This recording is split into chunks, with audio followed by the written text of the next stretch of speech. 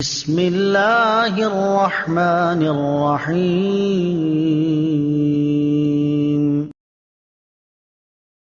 بسم اللہ الرحمن الرحیم۔ السلام علیکم دوستو، آپ دیکھ رہے ہیں اردو وظائف۔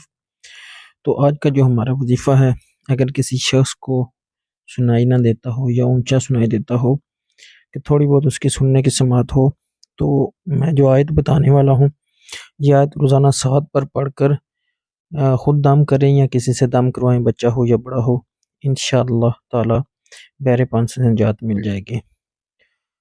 جب تک مرض ختم نہ ہو جائے، بیماری ختم نہ ہو جائے، تو عمل جاری رکھنا ہے۔